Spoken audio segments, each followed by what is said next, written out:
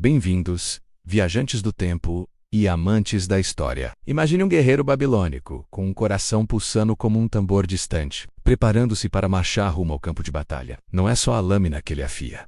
É também a mente, o espírito e a alma. Ele recorre a antigos rituais, confessa seus temores, busca a proteção dos deuses e revisita tudo aquilo que o conecta à sua família, sua honra, sua terra. Cada resto revela algo profundo. Esta é a Babilônia, um mundo de símbolos poderosos, de lendas vivas, de presságios vindos dos astros. É essa jornada que vamos contar agora. Se você curte mergulhar em histórias épicas, se inscreva e ative as notificações para não perder nada. Se estiver pronto para sentir o peso da lança e o sussurro dos deuses, vamos começar a nossa aventura. A Babilônia que conhecemos nos livros e nos mitos não era apenas um centro de templos grandiosos e mercados movimentados. Era também uma potência que ao longo dos séculos precisou defender suas fronteiras e afirmar sua presença em uma região altamente disputada. A Mesopotâmia, situada entre os rios Tigre e Eufrates, era uma terra fértil, mas também um palco de rivalidades constantes. Cidades-estado vizinhas, reinos ascendentes e povos nômades que rondavam as estepes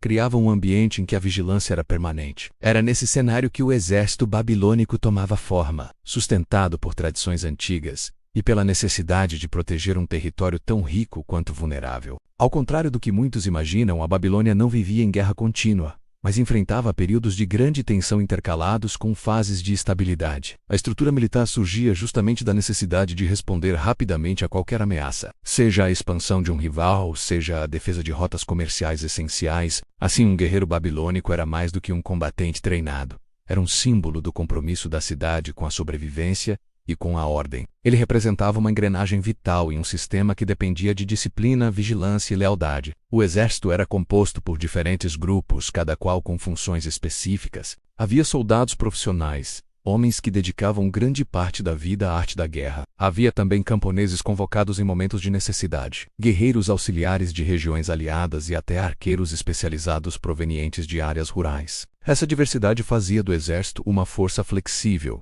capaz de se adaptar às mais variadas exigências do terreno. As batalhas na Mesopotâmia raramente eram previsíveis. Podiam ocorrer nas margens pantanosas dos rios, em planícies abertas onde carros de guerra dominavam o cenário, ou em fronteiras montanhosas onde emboscadas eram uma constante. A organização militar seguia um sistema hierárquico claro. No topo estavam os comandantes escolhidos pelo rei, responsáveis por liderar tropas numerosas e coordenar estratégias. Eles não apenas ordenavam, mas carregavam a responsabilidade de interpretar presságios e manter a moral elevada. Em níveis inferiores, oficiais supervisores garantiam que cada grupo soubesse seu papel, desde a linha de frente até as unidades de apoio. A comunicação entre essas camadas era essencial, sobretudo porque muitas campanhas dependiam de movimentos sincronizados e respostas rápidas a mudanças inesperadas no campo de batalha. Entre os guerreiros havia um forte senso de dever. Muitos cresciam ouvindo histórias heróicas sobre antepassados que haviam defendido a cidade em momentos críticos. A honra pessoal era profundamente ligada à capacidade de servir, e a reputação de uma família podia ser reforçada ou manchada dependendo da conduta de seus membros durante os confrontos.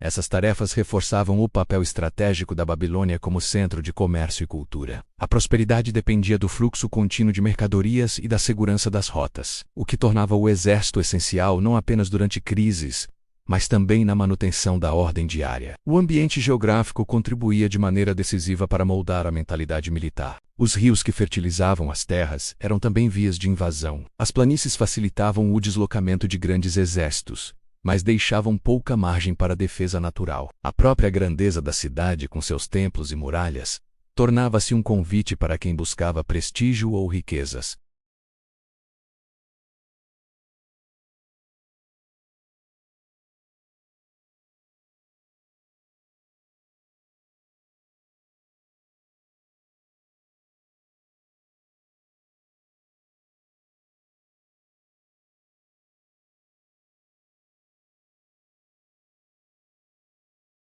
Nesse cenário, a ideia de guerra era mais complexa do que um simples embate armado. Era um reflexo da sobrevivência, da organização social, da religião e da política. O guerreiro babilônico, ao se preparar, sabia que sua participação ia muito além da batalha em si. Fazia parte de um panorama amplo, onde cada detalhe, desde a postura diante do comandante até o respeito aos rituais, menos contribuía para reforçar a ordem que sustentava o reino. À medida que ele se aproximava do dia do combate, carregava consigo o peso dessa história e a certeza de que fazia parte de uma tradição profunda, moldada por séculos de desafios e conquistas. O primeiro instante do dia, quando a luz ainda mal toca as paredes de tijolos queimados, já anunciava ao guerreiro babilônico que nada seria comum. O ar parecia mais denso, como se carregasse silenciosamente o peso do que estava por vir. Antes mesmo de erguer-se completamente, ele respirava fundo, buscando controlar a tensão que insistia em surgir no peito. Não era medo, mas um tipo particular de atenção alerta,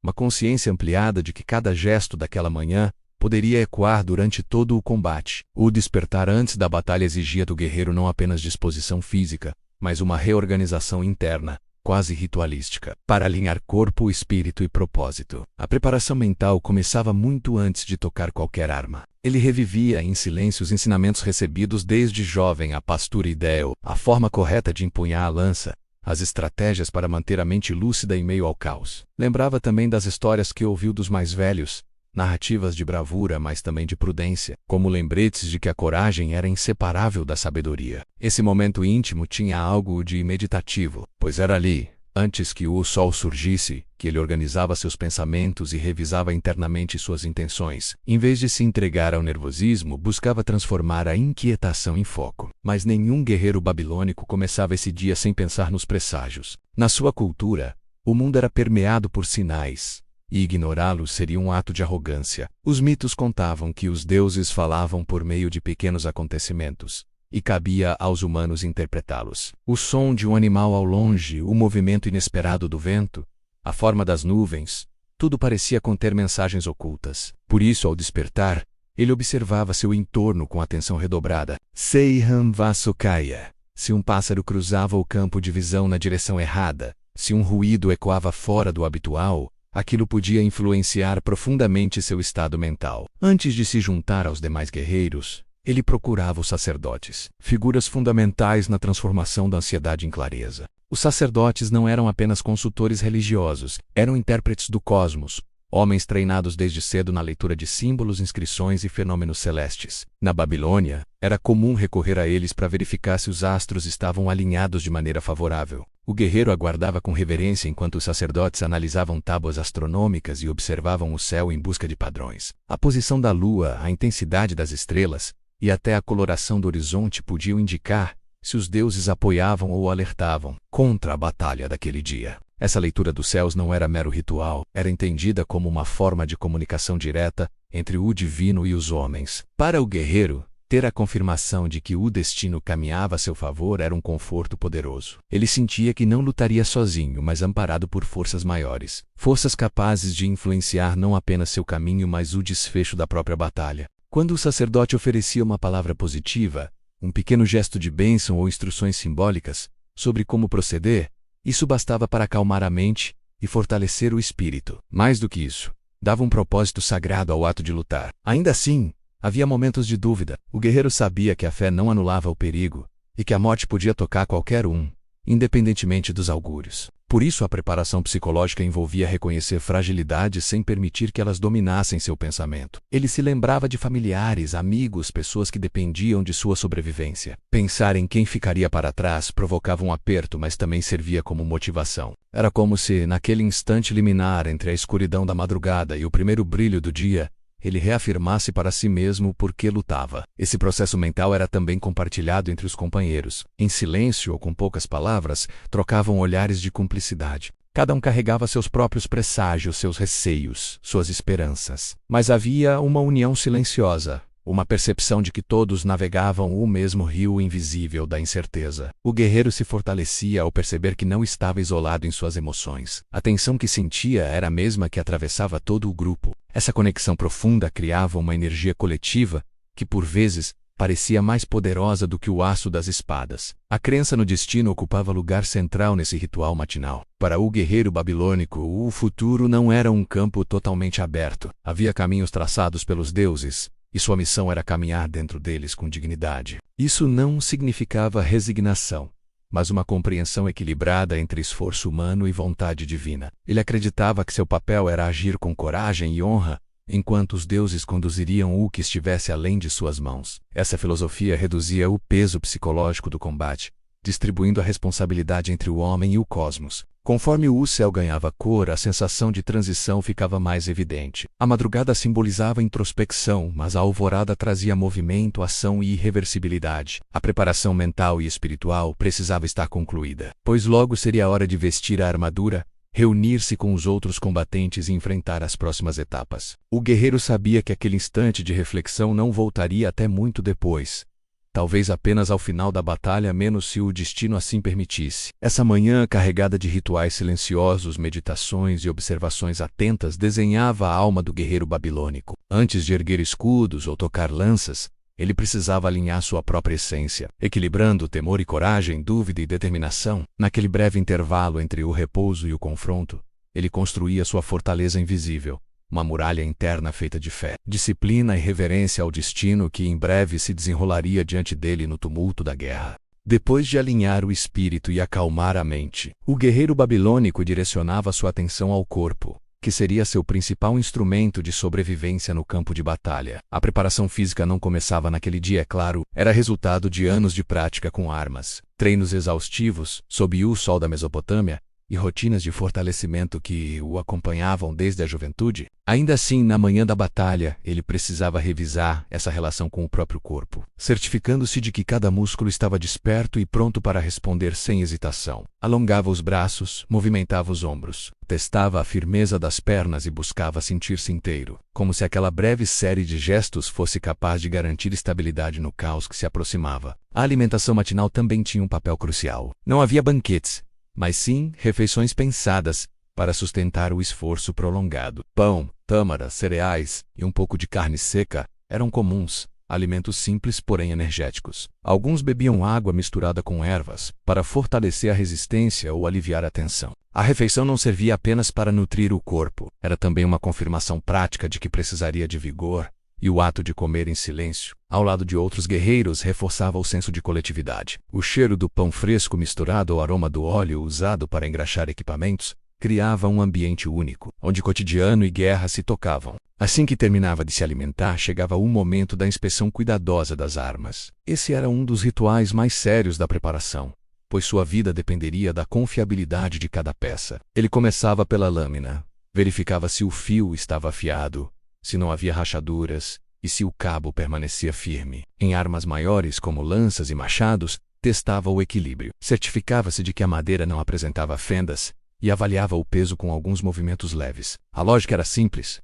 Qualquer falha, por menor que fosse, poderia significar a diferença entre um golpe bem executado e uma abertura fatal. A tecnologia militar babilônica, embora não tão avançada quanto a de civilizações posteriores, era sofisticada para seu tempo. A metalurgia local permitia a criação de armas resistentes, e havia um vasto conhecimento sobre como combinar materiais para obter o melhor desempenho. As lanças, por exemplo, tinham pontas de bronze presas a hastes longas, ideais para manter o inimigo à distância. Espadas de formato ligeiramente curvo facilitavam cortes rápidos, enquanto machados pesados eram usados para quebrar escudos. Cada soldado, conforme sua função na formação, escolhia o tipo de arma que melhor se adequava ao seu papel no combate. Depois das armas, vinha a armadura menos, talvez a parte mais simbólica e pesada da preparação. As armaduras babilônicas variavam dependendo da época e da posição do guerreiro, mas frequentemente incluíam couraças feitas de placas metálicas ou tiras de couro reforçado. O objetivo não era apenas proteger, mas equilibrar defesa e mobilidade. Ele vestia primeiro uma camada mais leve, geralmente de linho acolchoado, que servia para amortecer impactos e evitar atrito direto. Por cima, colocava as peças rígidas, ajustando cada amarração até que o conjunto ficasse firme, mas não restritivo. Era um processo que exigia paciência, precisão e, muitas vezes, a ajuda de um companheiro. O capacete, por sua vez, era indispensável. Feito de bronze ou cobre, protegia a cabeça e parte do rosto. Seu peso era significativo, mas o guerreiro já estava acostumado a ele. Testava a visão, movia a cabeça para confirmar que nada obstruía seus movimentos e verificava se as proteções laterais não atrapalhavam sua audição. A percepção do ambiente era tão vital quanto a defesa física, e qualquer equipamento mal ajustado poderia gerar desvantagens críticas. Ao lado da armadura, havia ainda o escudo, provavelmente o objeto que o guerreiro conhecia mais intimamente. Feito de madeira recoberta por couro e reforçado com metal, era seu refúgio portátil. Examinava a alça interna, testava o peso no braço e passava a mão pela superfície, sentindo imperfeições que pudessem denunciar fragilidade. O escudo era mais do que proteção, era parte da estratégia. Informações fechadas, escudos alinhados criavam barreiras praticamente impenetráveis, permitindo avançar de maneira coordenada. E, quando usado individualmente, oferecia ao guerreiro a possibilidade de bloquear, empurrar e abrir espaço para ataques rápidos. Essa atenção aos equipamentos refletia uma mentalidade prática, moldada por décadas de conflitos regionais. Os babilônios conheciam bem os tipos de adversários que enfrentariam e ajustavam sua tecnologia conforme as táticas de combate predominantes. Se a batalha aconteceria em terreno aberto, a prioridade era resistência e estabilidade. Se fosse esperada uma luta mais caótica, em espaços estreitos, o foco recaía na mobilidade. Nada era aleatório. Cada peça tinha uma razão de existir e um momento específico para ser usada. Além disso, essa preparação material tinha um impacto psicológico profundo. Vestir-se para a batalha era como vestir uma identidade nova. O guerreiro comum tornava-se, pouco a pouco, uma extensão do próprio exército, parte de uma engrenagem coletiva destinada a proteger e conquistar. A sensação do metal contra a pele, o peso crescente das peças, o som das correias apertando, tudo isso contribuía para uma transformação interna. Quando finalmente se via completamente equipado, sentia que estava pronto para enfrentar o que o destino colocasse à sua frente. Encerrada a revisão dos equipamentos, ele caminhava até o ponto de reunião das tropas. Ao seu redor, dezenas de outros repetiam os mesmos procedimentos, em ritmos próprios, mas guiados por uma lógica compartilhada. Era um momento de intensa concentração, em que cada um buscava certeza nas ferramentas que empunharia. No horizonte, o sol já se erguia, iluminando o brilho das armaduras e revelando um cenário que parecia misturar o real e o mítico. Essa era a conclusão da preparação corporal e material, menos a união entre técnica, disciplina e tradição. Agora, com o corpo desperto e o equipamento ao aproximar-se o momento de reunir as tropas, o guerreiro babilônico mergulhava em uma etapa que ultrapassava qualquer lógica puramente militar. Os rituais sagrados. A guerra para ele não era apenas um choque de armas e estratégias. Era uma interação direta com forças invisíveis que, acreditava-se, moldavam o destino dos homens e das cidades. Nesse sentido, nenhum passo podia ser dado sem cumprir as cerimônias que purificavam o corpo, apaziguavam os espíritos e chamavam a atenção dos deuses para aquele dia decisivo. Era impossível separar a espiritualidade da prática militar, porque cada gesto religioso se transformava em um escudo invisível, tão importante quanto o escudo real que carregaria para o campo. O primeiro ritual geralmente envolvia a purificação. Ela podia ocorrer de várias formas: lavar as mãos em água corrente, passar argila ou óleo perfumado no rosto, ou até queimar pequenas resinas cujo aroma, acreditava-se, afastava as influências negativas. Esses gestos tinham um peso simbólico enorme. Ao lavar-se, o guerreiro não estava apenas higienizando o corpo, mas removendo simbolicamente qualquer impureza moral que pudesse atrair má sorte. A água, vista como um elemento que conectava o mundo dos vivos ao fluxo cósmico, servia como ponte entre o homem e as forças superiores. Era comum também que compartilhasse essa purificação com outros guerreiros, reforçando a ideia de que todos estavam unidos, limpos e preparados diante do divino. Logo após vinham as oferendas. Pequenas, mas carregadas de significado, elas eram entregues aos sacerdotes para que fossem apresentadas aos deuses. Podiam incluir grãos, pão, azeite, perfumes ou até animais sacrificados em ocasiões mais importantes. O objetivo não era impressionar pela quantidade, mas demonstrar humildade e reconhecimento da dependência humana diante do sagrado. Cada oferenda carregava um pedido: proteção, clareza de pensamento, força no braço, coragem diante do perigo. O guerreiro observava atentamente os sacerdotes preparando essas oferendas, sabendo que ali, naquele exato momento, o futuro da batalha já começava a ser moldado. As orações eram outro ponto central. Elas não tinham formato rígido, podiam ser recitadas coletivamente ou sussurradas individualmente, dependendo da ocasião. Alguns guerreiros repetiam trechos decorados desde a infância, invocando divindades que os acompanhavam em sua linhagem familiar. Outros improvisavam palavras simples, pedindo para retornar vivos ou ao menos honrados. O importante era estabelecer uma conexão sincera com as forças que regiam o cosmos. Naqueles instantes, o silêncio predominava. Mesmo no meio de dezenas de homens, havia um clima de introspecção que fazia com que cada um se sentisse sozinho diante do destino. Sentia-se que a respiração da própria Babilônia ecoava entre eles. Nenhuma divindade tinha papel tão marcante nesse contexto quanto Marduk, o grande protetor da cidade. Ele era visto não apenas como um deus poderoso, mas como o campeão que derrotara monstros primordiais para estabelecer a ordem no mundo. Para os guerreiros, essa história mítica tinha uma correspondência direta com a vida real. Assim como Marduk enfrentara o caos, eles enfrentariam os inimigos que ameaçavam a estabilidade da Babilônia. Por isso, sua presença simbólica dominava os rituais antes da batalha. Os sacerdotes, erguendo estandartes com seu emblema, entoando hinos em sua honra ou traçando pequenos sinais simbólicos no ar, criavam uma atmosfera solene e ao mesmo tempo energizante. Receber a bênção dos sacerdotes era talvez o momento mais aguardado. Antes de seguir para a formação final, cada guerreiro se aproximava, inclinava a cabeça e sentia sobre si o toque leve de uma mão ou o derramar de algumas gotas de óleo perfumado. O sacerdote murmurava palavras em voz baixa, pedindo que Marduk fortalecesse aquele homem, protegendo-o das lâminas inimigas e guiando seus passos no tumulto. Para muitos, essa bênção era tão indispensável quanto a própria armadura. Ela oferecia não apenas conforto espiritual, mas também uma convicção profunda de que estavam agindo sob a proteção direta do Deus patrono da cidade. Havia ainda os símbolos materiais que acompanhavam o guerreiro. Alguns levavam pequenos amuletos amarrados ao pescoço ou escondidos sob a roupa. Podiam ser pedras, fragmentos de argila com inscrições, miniaturas de deuses,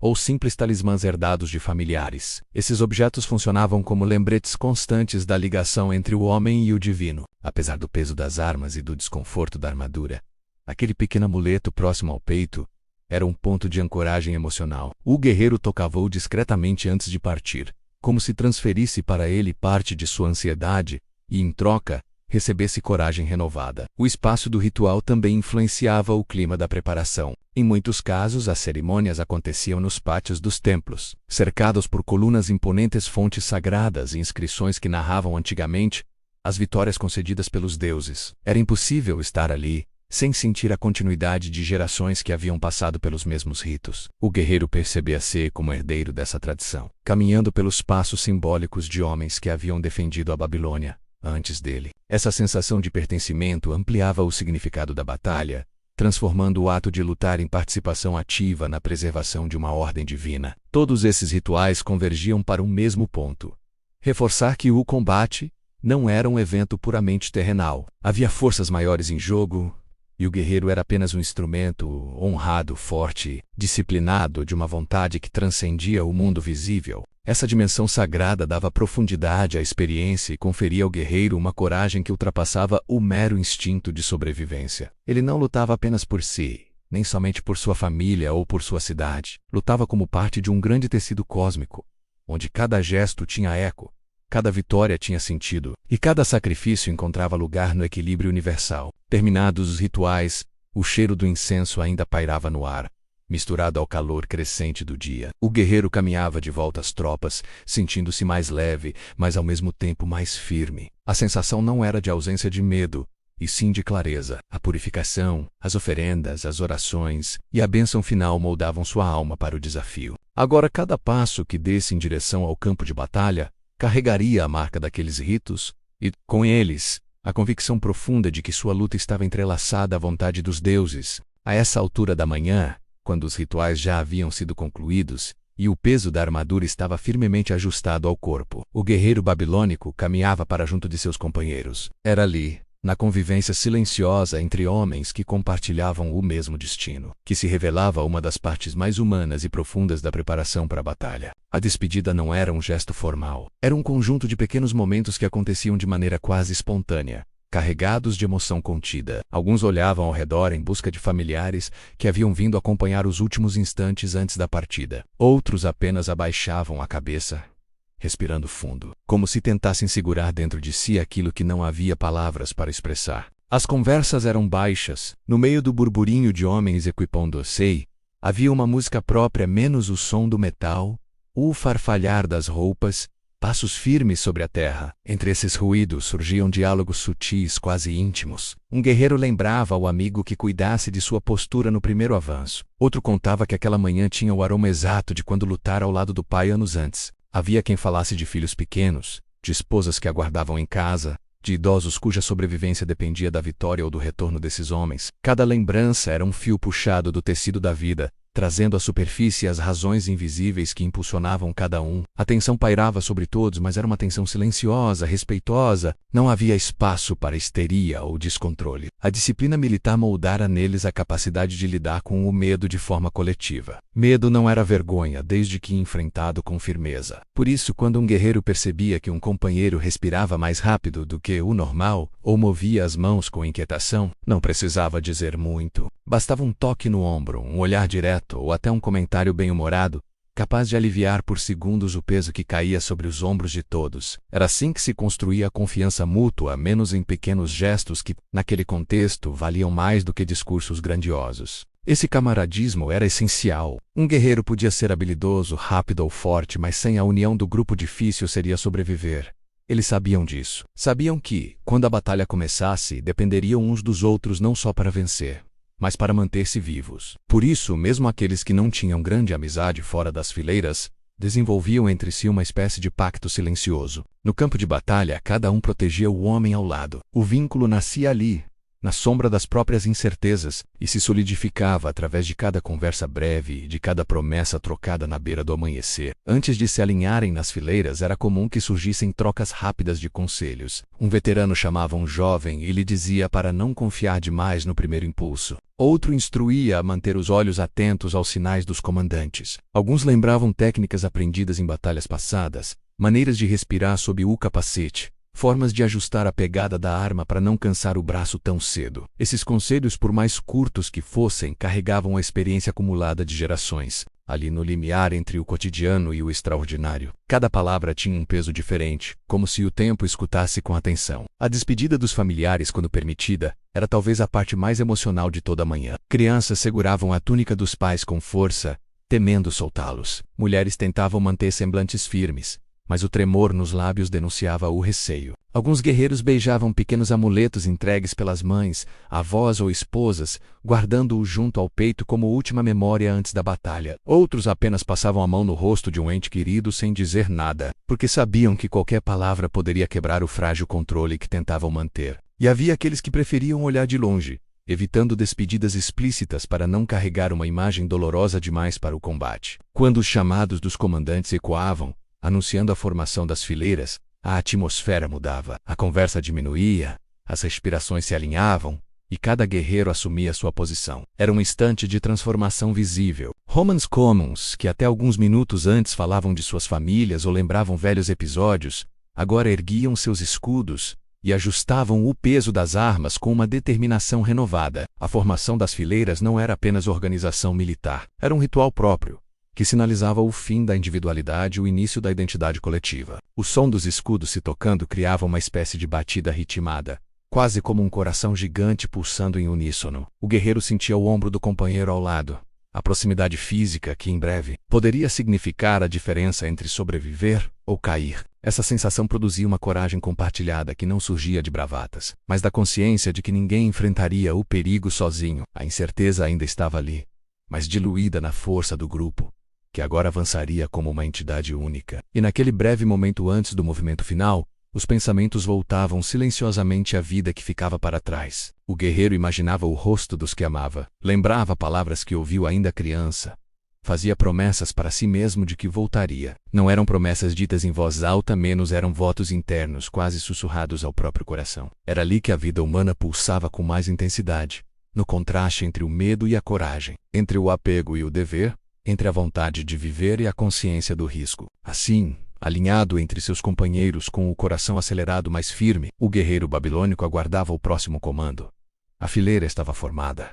A despedida havia sido feita. As palavras haviam sido trocadas. Agora tudo o que restava era seguir adiante, carregando dentro de si as vozes, memórias e esperanças que o impulsionariam no momento em que a batalha começasse. Nos momentos que antecediam o avanço, Quando todas as etapas anteriores já haviam sido cumpridas e não restava mais nada a ajustar, o guerreiro babilônico sentia que o tempo adquiria uma densidade incomum. Cada segundo parecia se alongar, como se o mundo respirasse mais devagar, antes do impacto inevitável. As tropas começavam a se posicionar movendo-se em blocos organizados que revelavam não apenas disciplina, mas também uma tradição militar que vinha sendo moldada por séculos de disputas na Mesopotâmia. Eram formações calculadas, pensadas para proteger os flancos, sustentar o avanço e garantir que, quando o choque com o inimigo acontecesse, a força coletiva prevalecesse sobre qualquer fragilidade individual. Os oficiais, reconhecidos por insígnias e por elmos trabalhados de maneira mais ornamentada, percorriam as fileiras com passos firmes.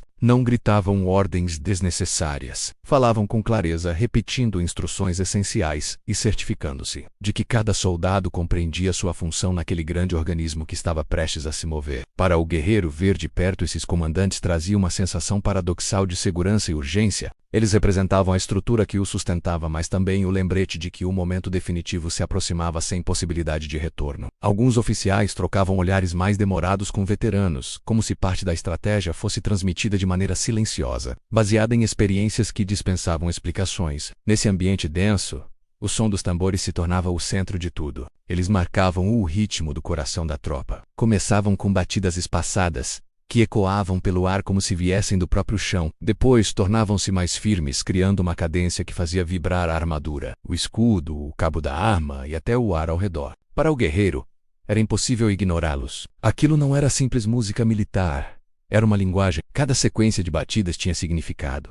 Preparação, formação, avanço. Ele já havia escutado aquilo em outras ocasiões, mas naquele instante, o som parecia adquirir uma nitidez quase espiritual, como se lembrasse que a história estava novamente prestes a se mover através de suas mãos. A expectativa pesava como uma couraça invisível. Mesmo aqueles que se consideravam experientes sentiam o corpo responder ao momento com o aumento da tensão nos músculos. Um olhar mais focado, uma respiração que alternava entre calma forçada e impulsos de ansiedade. O guerreiro ajustava o escudo pela última vez, certificando-se de que o couro e o metal estavam firmes, e testava a pegada da arma para evitar qualquer falha mínima que pudesse custar sua vida. O suor que escorria pelo corpo não vinha apenas do calor da manhã, mas da consciência plena de que agora não havia mais pensamentos que pudessem suavizar a realidade. O confronto se aproximava como um horizonte inevitável. Era então que os últimos contatos aconteciam. Não eram conversas longas, mas trocas precisas entre os soldados e seus superiores. Um comandante colocava a mão sobre o ombro de um guerreiro não para oferecer afeto, mas para transmitir confiança,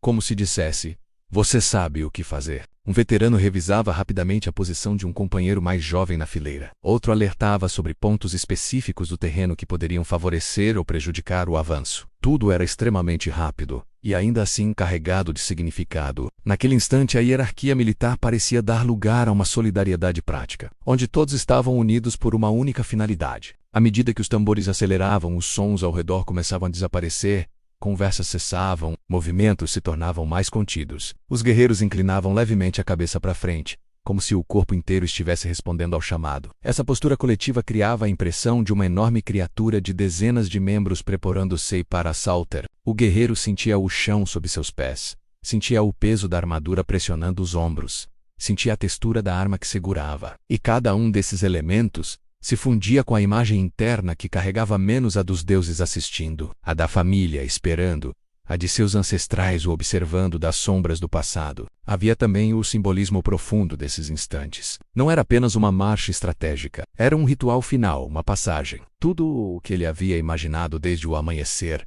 os presságios, as preces, os conselhos, as despedidas menos convergia para aquele momento, em que cada homem deixava de ser indivíduo para se tornar parte da força que avançaria como uma onda sobre o inimigo. O guerreiro compreendia que, ao dar o primeiro passo, estava oferecendo não apenas seu corpo ao combate, mas também sua memória, sua honra e seu papel na longa história da Babilônia. Quando o sinal final ecoou, seja pela voz dos comandantes, seja por uma batida específica dos tambores, o movimento começou. Era um avanço cadenciado, firme, sem correria. Um passo após o outro, o guerreiro sentiu a terra tremer levemente sob a marcha unificada da tropa. A sensação era quase hipnótica. O desconhecido estava à frente, oculto por poeira, distância ou silêncio, mas já não importava. A mente estava alinhada, o espírito preparado e o corpo decidido. A linha entre vida e morte, entre glória e esquecimento, entre retorno e ausência, ficava cada vez mais tênue e menos, mas era cruzada com uma convicção que vinha de séculos de tradição e de fé.